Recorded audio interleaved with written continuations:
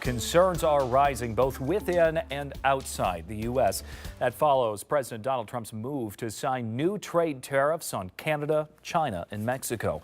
The president making that move just 24 hours ago, imposing anywhere from 10 to 25% tariffs on goods from those countries. We talked with Nationwide Insurance's chief economist this afternoon, and she says this could have big effects on inflation. Overall, we estimate it would push inflation up 0.6 of a percentage point. Just to put that in perspective, previously we would have expected about 2.6, 2.5% inflation for this year. That type of increase would put it over 3%. So the improvement we had seen in inflation would be reversed.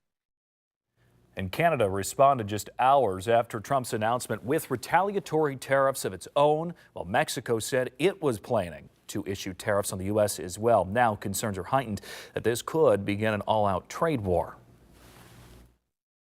President Trump declared an economic emergency in order to place tariffs of 10% on all imports from China and 25% on imports from Mexico and Canada.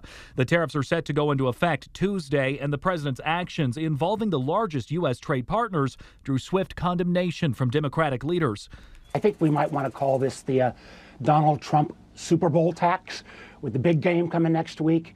If you know, avocados, tomatoes, beer from Mexico, price is going to go up. What's that going to mean? Higher prices for New Yorkers, higher prices for Americans. It's going to affect almost everything.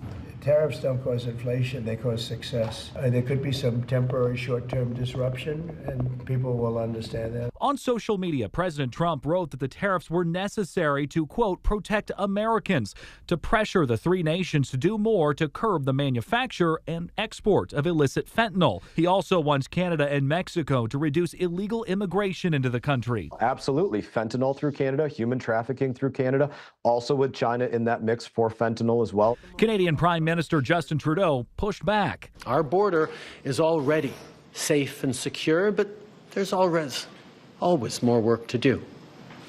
Less than 1% of fentanyl, less than 1% of illegal crossings into the United States come from Canada.